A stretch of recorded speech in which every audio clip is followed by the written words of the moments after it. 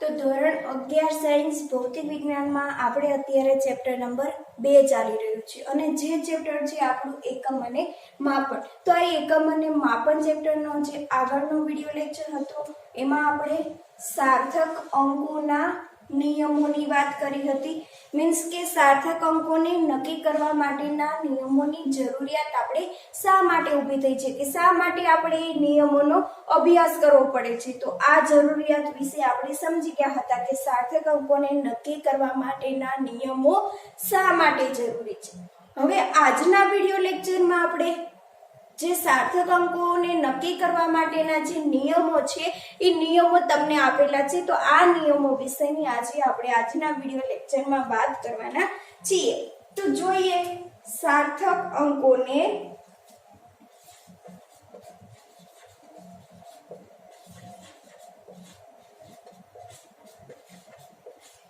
નક્કી કરવા માટેના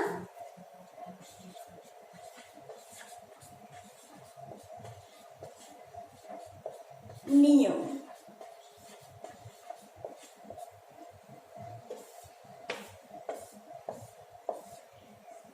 તો સાર્થક અંકોને નક્કી કરવા માટેના નિયમો. તો સૌથી પહેલા તો આપણે અહીંયા એ વાત કરવી જરૂરી છે કે તમને અહીંયા સાર્થક અંકો કીધેલા છે, બરાબર. તો આપણી પાસે અંકો ટોટલ કેટલા છે એ વિશે આપણે જાણવું જરૂરી છે, બરાબર. તો આપણી પાસે અત્યારે ટોટલ અંક કેટલા છે? 1 થી 9, કે 1 થી 9 અંક છે અને એના સિવાય એક બીજો અંક છે 0, બરાબર. આપણી પાસે ટોટલ 1 થી 9 અંક છે અને 0 છે. બાકીનો તો જે આપણે એકડા આપેલા હોય છે એમાં 82, 83, 85, 55 એ બધી તો શું થઈ ગઈ છે? બે અંકોને મળીને એક સંખ્યા બની ગઈ છે. બાકી આપણી પાસે ટોટલ અત્યારે 10 અંકો છે, 1 થી 9 અને 0. તો 1 થી 9 અંક અને 0 એમ ટોટલ આપણી પાસે કેટલા અંક છે? 10 અંક છે. હવે આપણી પાસે ટોટલ કેટલા? 10 અંક આપેલા છે. તો આ ટોટલ 10 અંકમાંથી સાર્થક અંકો કયા છે અને સાર્થક અંકો કયા નથી એ આપણે શું કરવાનું છે? એના વિશેનો આપણે અભ્યાસ કરવાનો છે. તો સ્ટેપ બાય સ્ટેપ આના પછી આપણે સાર્થક અંકોને નક્કી કરવા માટેના નિયમો જોતા જઈએ. તો સૌથી પહેલા તો તમને પહેલો નિયમ આપેલો છે કે બધા જ શૂન્યેતર અંકો. શૂન્યેતર એટલે શું? શૂન્ય સિવાય. શૂન્ય સિવાય એટલે કે બધા જ શૂન્યેતર અંકો એ સાર્થક અંકો છે.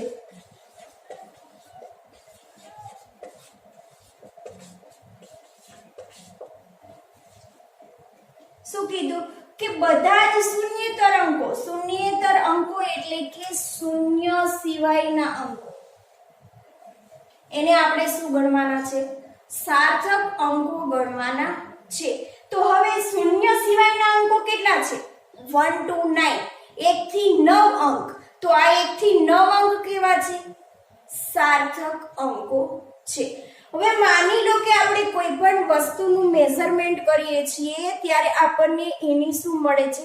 માપેલું મૂલ્ય મળે છે. અને આ માપેલા મૂલ્યમાં શું હોય છે? માપેલા મૂલ્યને આપણે કહીએ છીએ સાર્થક સંખ્યા. કે કોઈ પણ તમને માપેલું મૂલ્ય આપેલું છે એ છે સાર્થક સંખ્યા. હવે જે તમને માપેલું મૂલ્ય આપ્યું છે એમાં 0 સિવાયનું આ બધા જ 1 થી 9 સુધીના અંક આપેલા હોય. ઉદાહરણ તરીકે માની લો કે તમને આપેલું છે કે કોઈ પણ માપેલું મૂલ્ય આપેલું છે કે 165.27 ગ્રામ, અથવા તો તમને આપેલું છે 127 ગ્રામ, બરાબર. તો તો આ જો આજે તમને માપેલા મૂલ્ય મળ્યા છે, એ માપેલા મૂલ્યમાં શું છે? શૂન્ય સિવાયની સંખ્યા છે, બરાબર. આ 1 6 5 2 7 1 2 7 એ કેવી છે? શૂન્ય સિવાયના અંકો છે. તો અહીંયા નિયમમાં શું કીધું કે શૂન્ય સિવાયના અંકો છે એ બધા જ અંકોને આપણે શું કરવાના છે? સાર્થક અંકો ગણવાના છે, બરાબર. તો આમાં શૂન્ય સિવાયની સંખ્યા છે, આ પણ શૂન્ય સિવાયની સંખ્યા છે. તો આમાં જે અંકો છે એ પણ સાર્થક અંકો છે અને આમાં જે અંકો છે એ પણ સાર્થક અંકો છે. હવે અહીંયા જો તમે બે શક્યતાઓ વિચારી શકો. કઈ કઈ? એક તો તમે એ વિચારી શકો કે કોઈ પણ તમે માપેલું મૂલ્ય છે એ તમને દશાંશ ચિહ્ન વગરનું મળે, એટલે કે તમને પૂર્ણાંક સંખ્યા મળે. અને બીજું તમને માપેલું મૂલ્ય છે એ ક્યારેક તમને દશાંશ ચિહ્નમાં પણ મળે, બરાબર. અહીંયા તમને માપેલું મૂલ્ય મળવાની બે શક્યતા છે, બરાબર. તો આપણે જોઈએ કે અહીંયા તમને માપેલું મૂલ્ય બે રીતે મળે.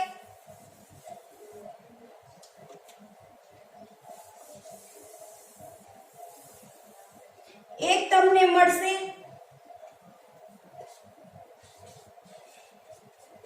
દશાંશ ચિહ્ન વગરની સંખ્યા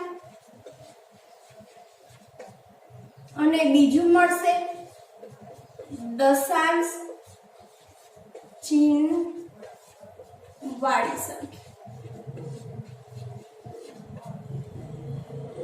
બરાબર. અહીંયા ટોટલ તમને બે સંખ્યા મળવાની શક્યતા છે અને આ બંને મૂલ્ય કેવા મળશે? શૂન્ય સિવાયના. તો દશાંશ ચિહ્ન વગરની સંખ્યા એટલે કે તમને પૂર્ણાંક સંખ્યામાં માપન મળે, 127 ગ્રામ મળે અથવા તો મળે તમને 32 સેન્ટીમીટર. તો આ તમને જે માપન મળે છે એ કેવું મળે છે? દશાંશ ચિહ્ન વગરનું, એટલે કે પૂર્ણાંક સંખ્યામાં તમને માપન મળે છે. પરંતુ આ જો આ જે સાર્થક સંખ્યા છે એમાં શૂન્ય સિવાયના અંકો છે, તો એને આપણે શું કરવાના છે? સાર્થક અંકો ગણવાના છે. તો અહીંયા આપણે 1 2 અને 7 કેવા છે? શૂન્ય સિવાયના છે, તો એને આપણે સાર્થક અંકો ગણશું, બરાબર. તો આ છે 127 ઈ થઈ ગઈ સાર્થક સંખ્યા અને એમાં જો આપણે અંકો ગણવા હોય તો એમાં આપણને કેટલા મળશે? 3 સાર્થક અંકો મળશે. એવી જ રીતે આ 32 છે એ શું છે? સાર્થક સંખ્યા છે, બરાબર. અને આ 32 માં આપણે સાર્થક અંક ગણવા હોય તો 3 અને 2 એ બંને કેવા છે? શૂન્ય નથી, શૂન્ય સિવાયના અંકો છે. તો શૂન્ય સિવાયના અંકો આપણે કેવા છે? સાર્થક અંકો છે. તો અહીંયા શું થઈ જશે? સાર્થક અંકો કેટલા થઈ જશે? 2 સાર્થક અંકો.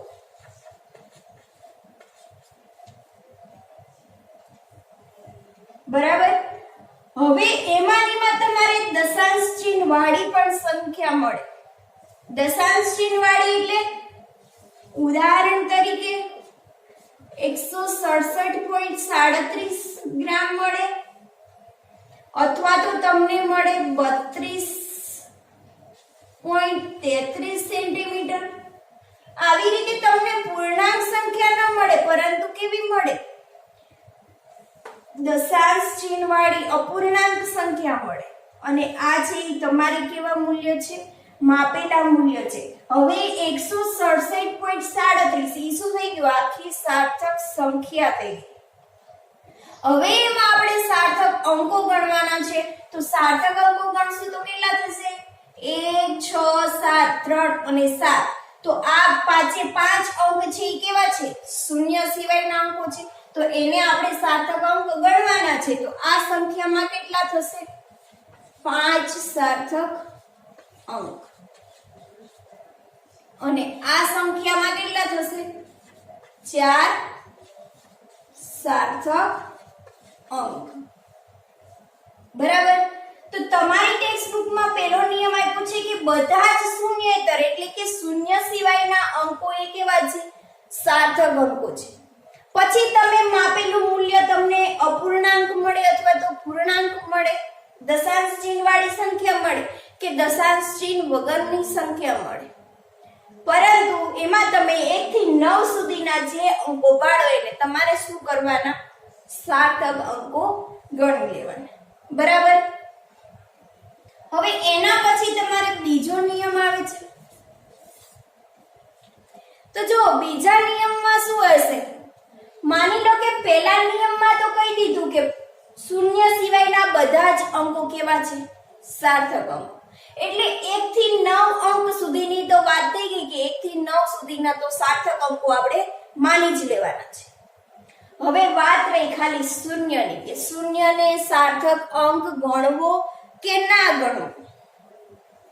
તો શૂન્યને સાર્થક અંક ગણવો કે ના ગણવો એનો આધાર શેના ઉપર છે? તો એનો આધાર રહેલો છે કે શૂન્ય છે એ સંખ્યામાં કયા સ્થાન ઉપર છે, એના સ્થાન ઉપર આધાર રાખશે કે સાર્થક અંક એને ગણવો કે ના ગણવો. બરાબર. તો સૌથી પહેલા તો તમે એ વિચારો કે શૂન્ય છે એ કઈ કઈ જગ્યાએ હોઈ શકે. કોઈ પણ તમને સાર્થક સંખ્યા આપેલી છે, માપેલું મૂલ્ય આપેલું છે, તો એમાં શૂન્ય તમે ક્યાં ક્યાં વિચારી શકો? તો શૂન્ય તમે ક્યાં વિચારી શકો? માની લો કે 0 છે એ સૌથી પહેલા તમે ક્યાં વિચારી શકો?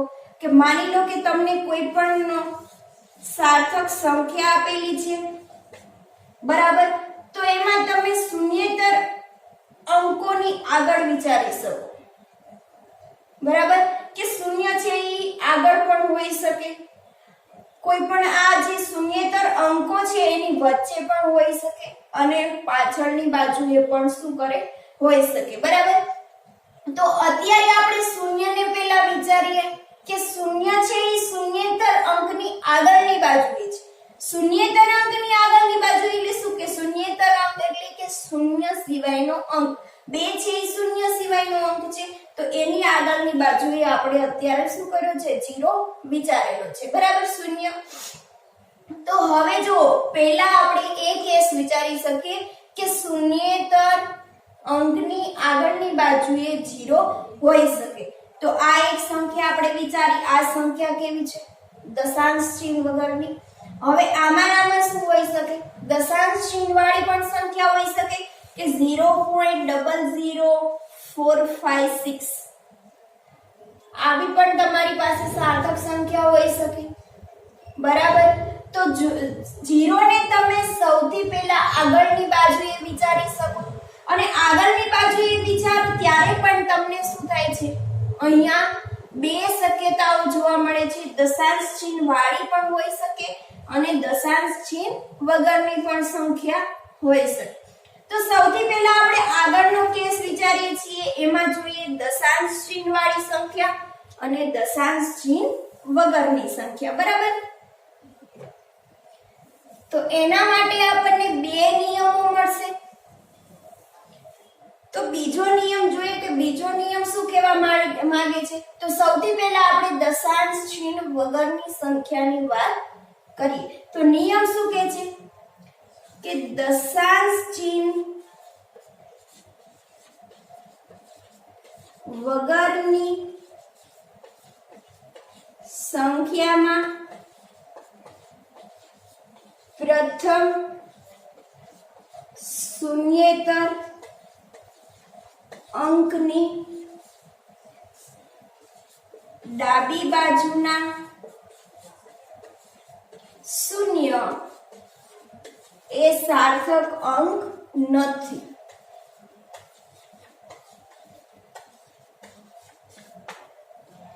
કેવી સંખ્યા કીધી? દશાંશ ચિહ્ન વગર. તો દશાંશ ચિહ્ન વગરની આપણે શું કરવાની છે? સંખ્યા લખવાની છે. અને એમાં પણ પ્રથમ શૂન્યેતર અંક એટલે કે 2 3 4 5. બરાબર. આ થઈ ગઈ દશાંશ ચિહ્ન વગરની સંખ્યા. એમાં પ્રથમ શૂન્યેતર અંક એટલે કે પ્રથમ જે શૂન્ય સિવાયનો અંક છે તે આ કેવો છે? પ્રથમ શૂન્યેતર અંક. પ્રથમ શૂન્યેતર અંકની ડાબી બાજુના એટલે કે આ બાજુ, બરાબર. તો પ્રથમ શૂન્યેતર અંકની ડાબી બાજુના શૂન્ય એટલે કે આ 3, તો આ 3 શૂન્યને તમારે સાર્થક અંક ગણવાના નથી. કે કોઈ પણ તમને દશાંશ ચિહ્ન વગરની સંખ્યા આપી છે અને ઈ સંખ્યામાં પ્રથમ શૂન્યેતર અંકની ડાબી બાજુના જો તમને 0 આપેલા હોય તો એ 0 તમારે સાર્થક અંક ગણવાના નથી. તો આ 3 0 ને આપણે સાર્થક અંક ગણશું નહીં. તો હવે આમાં સાર્થક અંક કેટલા થશે? 1 2 3 અને 4. તો આમાં કેટલા સાર્થક અંક છે? 4 સાર્થક અંક છે, બરાબર. તો આ નિયમ સમજાઈ ગયો. હવે આમાંના તમે શું કરી શકો? દશાંશ ચિહ્ન વાળી સંખ્યા વિચારી શકો. તો ત્રીજો નિયમ લખી દો કે દશાંશ ચિહ્ન વાળી સંખ્યા, પરંતુ 0 ક્યાં દર્શાવવાનું છે? આગળની બાજુએ, બરાબર. તો દશાંશ ચિહ્ન વાળી સંખ્યા જો અને એમાં 0 આગળ વિચારશું એટલે કે આવી રીતે લખશું કે 0.2345, બરાબર. તો આ જે પોઈન્ટ વાળી સંખ્યા મળી છે એ તમને હંમેશા કેવી મળશે? 1 કરતા નાની જ સંખ્યા મળશે. આગળની બાજુએ 0 આવેલા હોય અને એમાં આપણે પોઈન્ટ દર્શાવીએ તો એ સંખ્યા કેવી મળે? 0 કરતા 1 કરતા કેવી મળે? નાની સંખ્યા મળે, બરાબર. તો આ જે સંખ્યા મળશે ને એ તમને કેવી મળશે? 1 કરતા નાની. તો એના માટેનો નિયમ શું બનશે? કે જો સંખ્યા 1 કરતા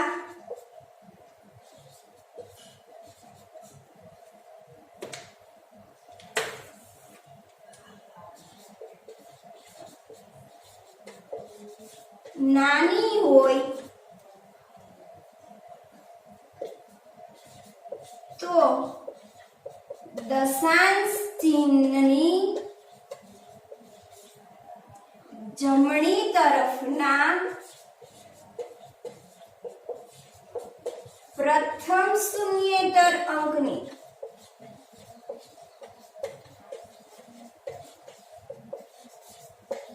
ડાબી તરફના અંકો એ સાર્થક અંકો નથી.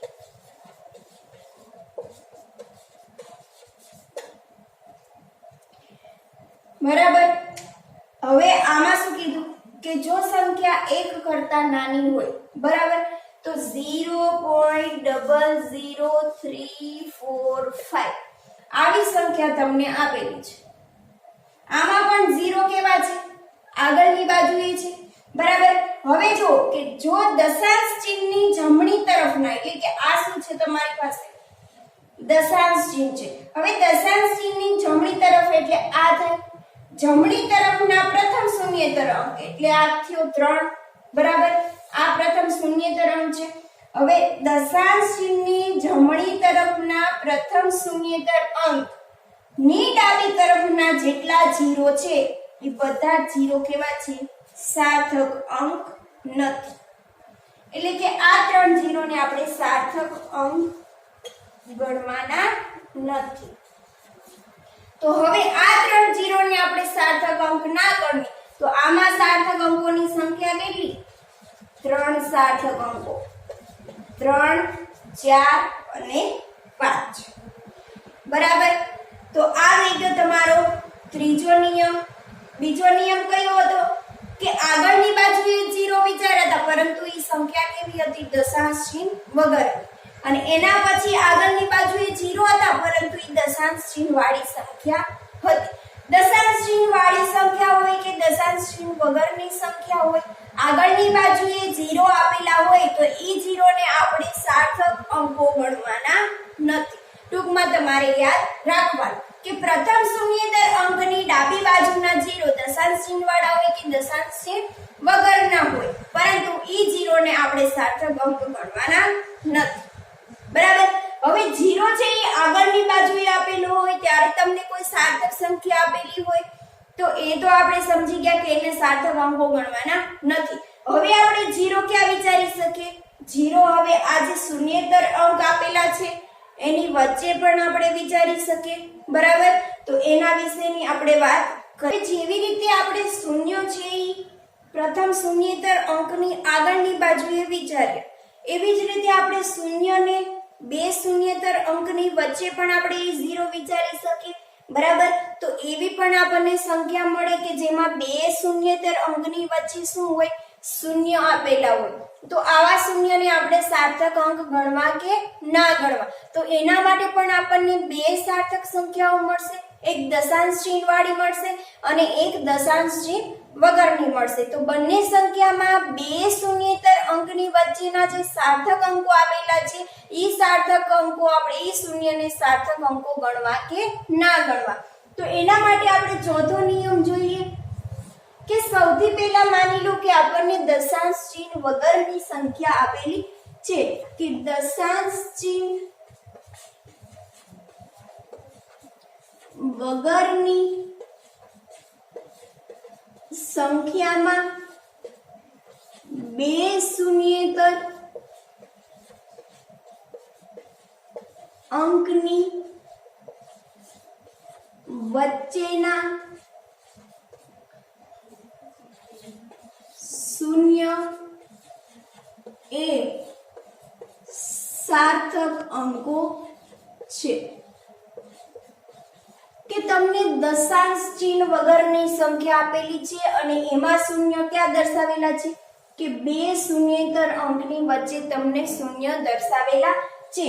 તો આપણે ઉદાહરણ તરીકે લખી શકીએ કે દશાંશ ચિહ્ન વાળી સંખ્યા દર્શાવવાની છે અને એમાં બે શૂન્યેતર અંક એટલે કે 3 છે એ પણ શૂન્યેતર અંક છે, 5 છે એ પણ શૂન્યેતર અંક છે અને આ બે શૂન્યેતર અંકની વચ્ચે શું આવેલું છે, 0 આવેલો છે. તો આવા 0 ને આપણે શું કરવાનું છે, સાર્થક અંક ગણવાના છે, બરાબર.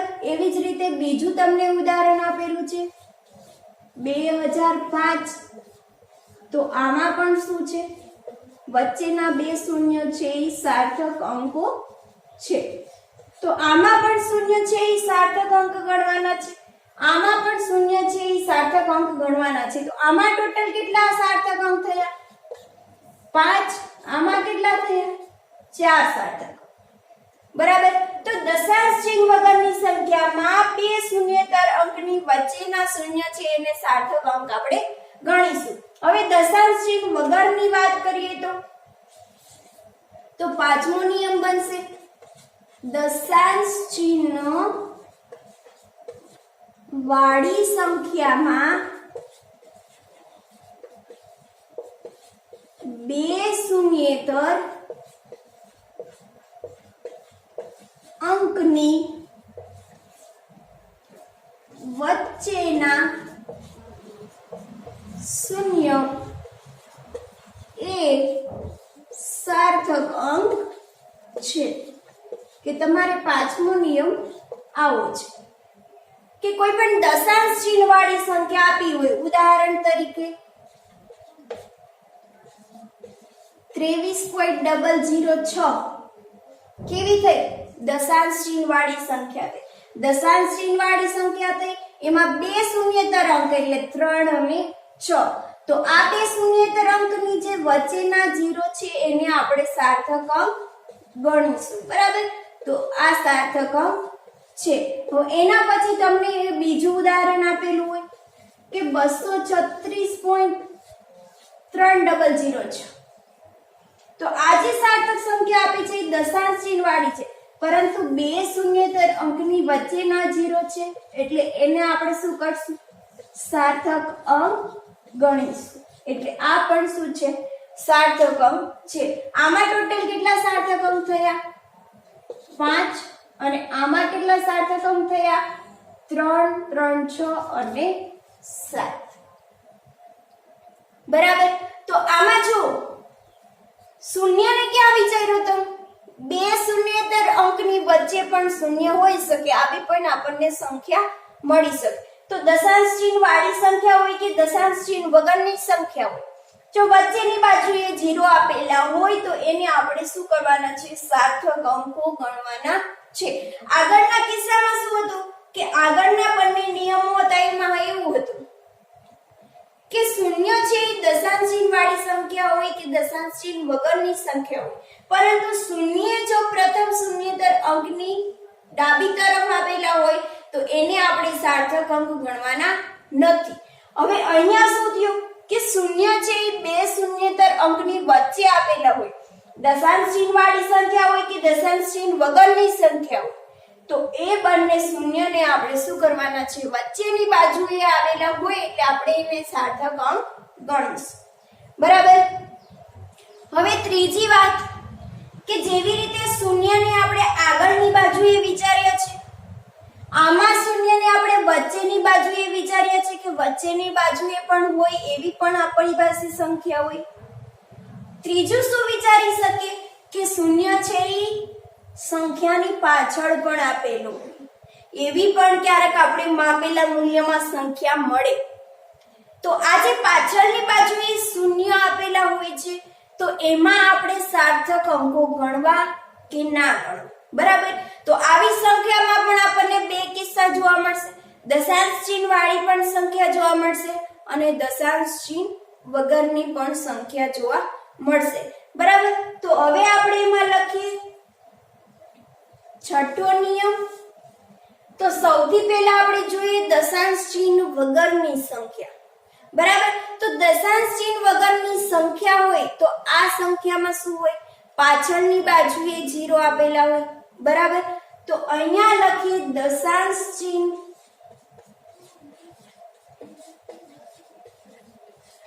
વગરની સંખ્યામાં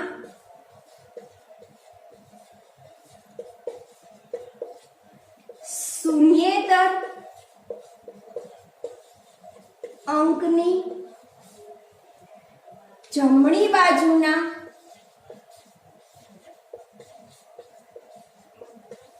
શૂન્ય એ સાર્થક અંક નથી.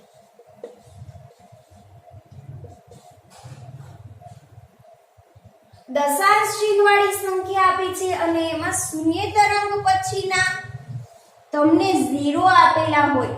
ઉદાહરણ તરીકે માની લો કે 135000. બરાબર. તો 135000 એમાં આ શું છે? શૂન્યેતર અંક છે. શૂન્યેતર અંકની જમણી તરફના 3 શૂન્ય છે. તો આવા શૂન્યને આપણે સાર્થક અંક ગણવાના નથી. તો આ સાર્થક અંક 0 નહીં ગણીએ તો આમાં સાર્થક અંકની સંખ્યા કેટલી થશે? 3 થશે. બરાબર. એવી જ રીતે બીજું ઉદાહરણ જોઈએ. તો આ સાર્થક સંખ્યા છે એમાં તમને પાછળની બાજુએ જે 0 આપેલા છે એ શૂન્યેતર અંકની જમણી તરફના શૂન્ય છે. તો આવા શૂન્યને આપણે સાર્થક અંક ગણીશું નહીં. તો આમાં સાર્થક અંકની સંખ્યા કેટલી? 2 અંક. બરાબર. હવે આ નિયમ થયો તમારો દશાંશ ચિહ્ન વગરની સંખ્યાનો.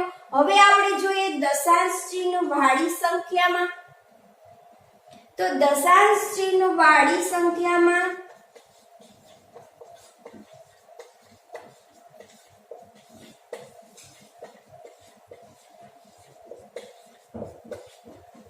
શૂન્યેતર અંકની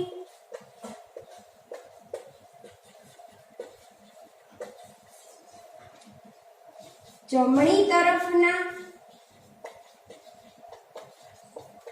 શૂન્ય એ સાર્થક અંકો છે. કે દશાંશ ચિહ્ન વાળી તમને સંખ્યા આપી છે અને આ દશાંશ ચિહ્ન વાળી સંખ્યામાં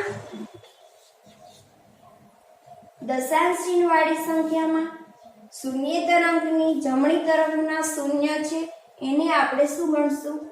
સાર્થક અંક ગણીશું. એવી જ રીતે માની લો કે કોઈ પણ બીજી સંખ્યા આપેલી છે તો એમાં પણ આ શૂન્યને આપણે શું કરશું? સાર્થક અંક ગણીશું. હવે જો આમાં કેટલા થયા? 6 અંક થયા અને આમાં કેટલા થયા? 6 અંક. હવે તમને અહીંયા એવો વિચાર આવે કે અહીંયા 173.5 પાછળના બે 0 આપેલા છે, એ 0 ને આપણે ન લખીએ તો ચાલે. આવો તમને વિચાર આવે. ઘણીવાર તમે મેથેમેટિક્સમાં આવું કરતા હોય, બરાબર. પરંતુ અહીંયા આપણે કોઈ પણ ભૌતિક રાશિનું તમને માપન આપેલું હોય, એમાં દશાંશ ચિહ્ન વાળી સંખ્યા હોય અને એની પાછળના જે 0 આપેલા હોય, તો આ 0 ને તમે રિમૂવ કરી શકતા નથી. કેમ? કારણ કે જે તમને 0 આપેલા હોય છે એ 0 કેવા છે? સાર્થક અંકો છે.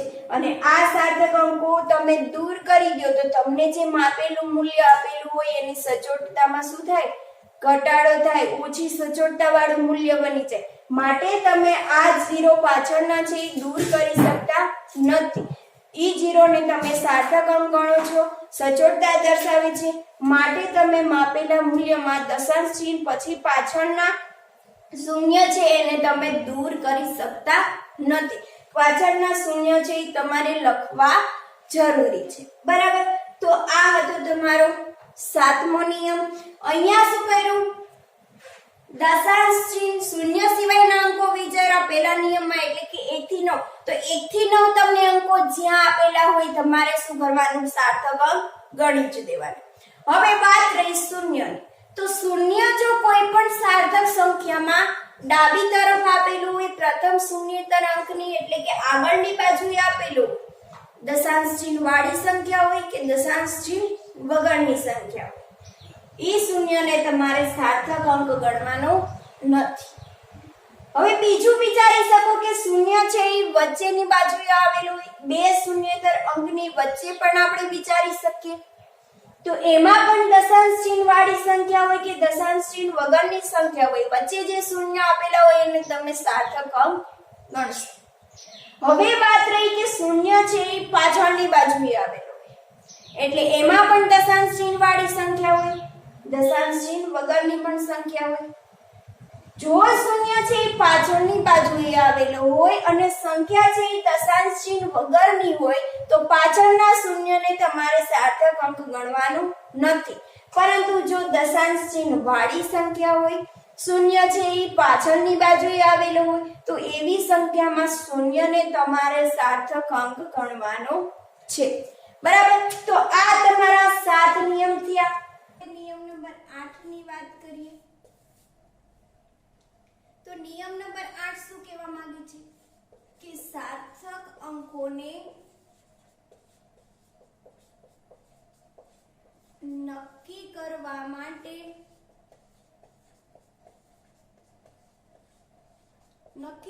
માટેનો શ્રેષ્ઠ ઉપાય એ છે કે માપનના મૂલ્યને વૈજ્ઞાનિક સંકેત પદ્ધતિમાં દર્શાવો. શું કીધું કે સાર્થક અંકોને નક્કી કરવા માટેનો શ્રેષ્ઠ ઉપાય એ છે કે માપનના મૂલ્ય કે તમને જે માપેલું મૂલ્ય આપેલું છે એને તમારે શું કરવાનું? વૈજ્ઞાનિક સંકેત પદ્ધતિમાં દર્શાવવાનું. વૈજ્ઞાનિક સંકેત પદ્ધતિ એટલે શું? કે માની લો કે તમને કોઈ પણ સંખ્યા આપેલી છે કે 24.700, બરાબર. આવી રીતે તમને સંખ્યા આપેલી છે, તો આ સંખ્યાને તમારે વૈજ્ઞાનિક સંકેત પદ્ધતિમાં દર્શાવવી છે. તો વૈજ્ઞાનિક સંકેત પદ્ધતિમાં દર્શાવવી હોય ત્યારે શું કરવાનું ખબર છે? આગળ તમારે એક જ અંક રાખવાનો અને ઈ અંક પછી તમારે શું કરવાનું? દશાંશ ચિહ્ન મૂકી દેવાનું અને 10 ના ઘાતાંક સ્વરૂપમાં તમારે દર્શાવવાનું. હવે આ પોઈન્ટને આ દશાંશ ચિહ્નને મારે બે પાસે લાવવો હોય તો હું શું કરીશ? ડાબી બાજુએ આવીશ ડાબી બાજુએ આવી ત્યારે સંખ્યામાં 10 ની ઘાતમાં શું થાય? વધારો. બરાબર. તો આને દર્શાવવા માટે શું કરીએ? 2.700 ગુણ્યા 10⁻1 સેન્ટીમીટર. તો આ પદ્ધતિ જે થઈ ગઈ એને શું કહેવાય? વૈજ્ઞાનિક સંકેત પદ્ધતિ. બરાબર. તો તમારે કોઈ પણ તમને માપેલું મૂલ્ય આપેલું હોય તો એ માપેલા મૂલ્યને તમે વૈજ્ઞાનિક સંકેત પદ્ધતિમાં દર્શાવીને પણ તમે સાર્થક અંકો નક્કી કરી શકો છો. બરાબર. હવે આ મેં વૈજ્ઞાનિક સંકેત પદ્ધતિમાં દર્શાવી દીધું. તો હવે આમાં સાર્થક અંકો હું નક્કી કરી શકીશ. કેવી સંખ્યા છે? દશાંશ ચિહ્નવાળી સંખ્યા છે. બરાબર. 0 ક્યાં આપેલા છે? પાછળની બાજુએ આપેલા છે. તો આપણે નિયમ નંબર 7 જોઈ ગયા કે દશાંશ ચિહ્નવાળી સંખ્યામાં શૂન્યેતર અંકની જમણી તરફના શૂન્ય છે એને આપણે સાર્થક અંક ગણવાના છે. તો આ સંખ્યામાં સાર્થક અંક કેટલા થયા? 5 સાર્થક અંક. તો આવી રીતે તમને કોઈ મોટી મૂલ્ય આપેલું હોય, મોટી સંખ્યા આપેલી હોય તો એને તમે વૈજ્ઞાનિક સંકેત પદ્ધતિમાં દર્શાવીને એના સાર્થક અંકો નક્કી કરી શકો છો. બરાબર. હવે એવી જ રીતે માની લો કે હવે 9મો નિયમ જોઈએ. 9મો નિયમ શું કહે છે? કે ગુણાકારની ક્રિયામાં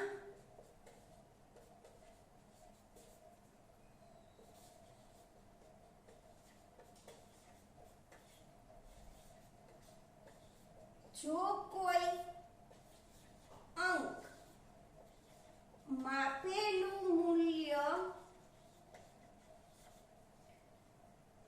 દર્શાવતું ના હોય અને ચોક્કસ અંક હોય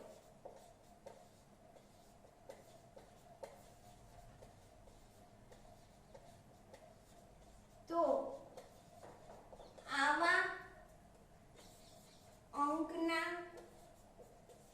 સાર્થક અંકો અનંત વિચારી શકો.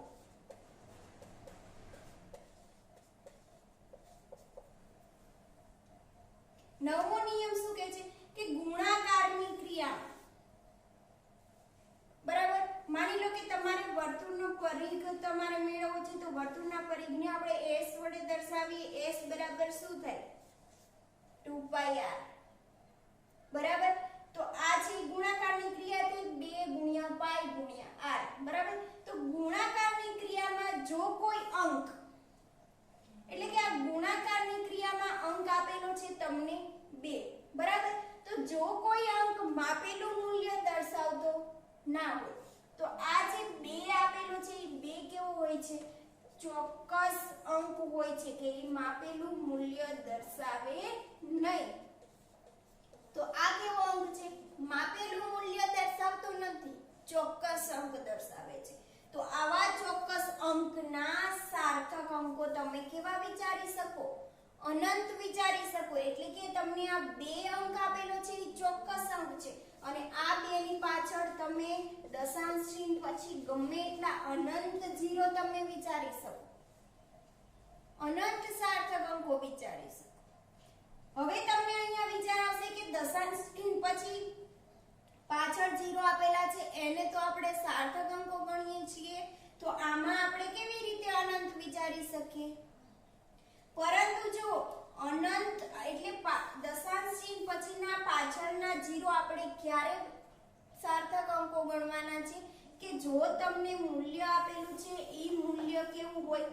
માપેલું મૂલ્ય હોય તો જ આપણે 0 ને સાર્થક અંકો ગણવાના છે.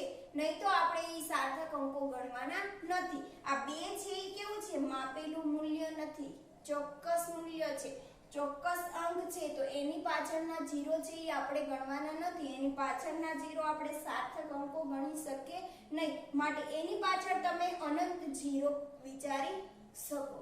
બરાબર. તો ગુણાકારની ક્રિયામાં જો કોઈ અંક માપેલું મૂલ્ય દર્શાવતું ના હોય અને ચોક્કસ અંક હોય તો આવા અંકના સાર્થક અંકો કેવા તમે વિચારી શકો? અનંત વિચારી શકો. હવે એવી જ રીતે 10મો નિયમ જોઈ લો. જેવી રીતે ગુણાકારની ક્રિયા છે એવી જ રીતે ભાગાકારની ક્રિયામાં, તો ભાગાકારની ક્રિયામાં જો કોઈ અંક માપેલું મૂલ્ય દર્શાવતું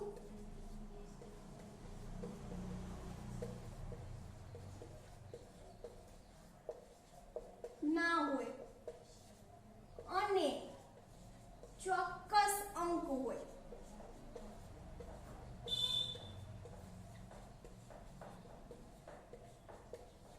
તો આવા અંકના સાર્થક અંકો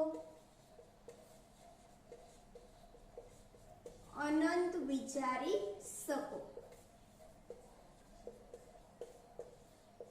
જેવી રીતે ગુણાકારની ક્રિયા કરી છે એવી જ રીતે આપણે ભાગાકારની ક્રિયા કરશું. બરાબર, તો ભાગાકારની ક્રિયામાં આપણે જોઈએ આવર્તકાળ વિચારીએ કે આવર્તકાળ t નું ઇક્વેશન શું છે કે સમય t છેદમાં દોલનોની સંખ્યા, જેને આપણે n વડે દર્શાવીએ છીએ. એટલે t બરાબર t ના છેદમાં શું થઈ જશે n. આ શું થયું? ભાગાકારની ક્રિયા થઈ. બરાબર, કે અહીંયા આપણે દોલનો અને એને દોલનો થવા માટેનો સમય બંનેનો આપણે શું કરવાનું છે? ભાગાકાર કરવાનો છે.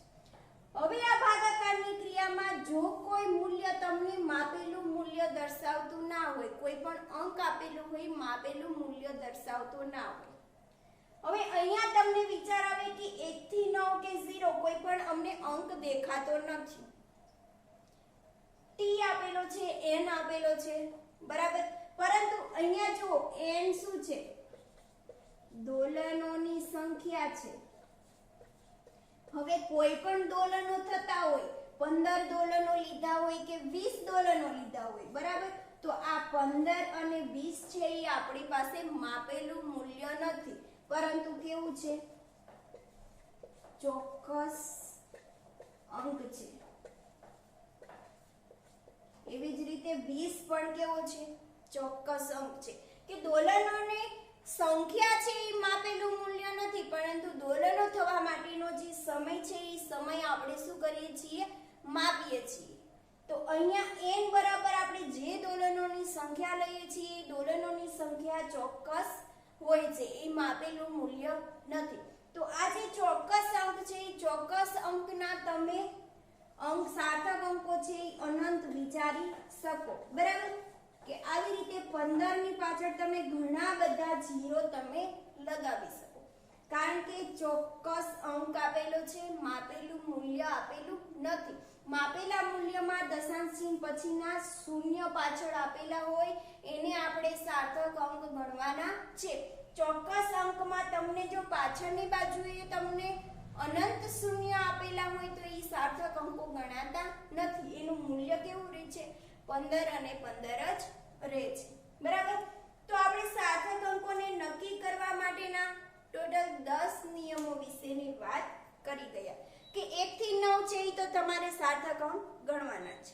રહી વાત શૂન્યની, તો શૂન્ય છે આગળની બાજુએ આપેલો હોય, વચ્ચેની બાજુએ પણ હોઈ શકે અને પાછળની બાજુએ પણ હોઈ શકે. તો એના માટેની દશાંશ ચિહ્ન વાળી સંખ્યા હોય, દશાંશ ચિહ્ન વગરની સંખ્યા હોય, તો એના માટેના આપણે 6 નિયમ જોઈ ગયા, પ્લસ 8મો નિયમ, 9 નિયમ અને 10 નંબર. તો આજના વિડિયો લેક્ચરમાં આપણે સાર્થક અંકોને નક્કી કરવા માટેના ટોટલ 10 નિયમો વિશેની વાત કરી છે. હવે આના રિલેટેડ તમને કોઈ પણ સાર્થક સંખ્યા આપી હોય અને એમાંથી તમારે સાર્થક અંકો નક્કી કરવાના હોય, તો નિયમોને આધારે તમારે શું કરવાનું? સાર્થક અંકો કયા કયા છે તે તમારે શોધી લેવાનું. બરાબર, તો આ થયા સાર્થક અંકોને નક્કી કરવા માટેના નિયમો.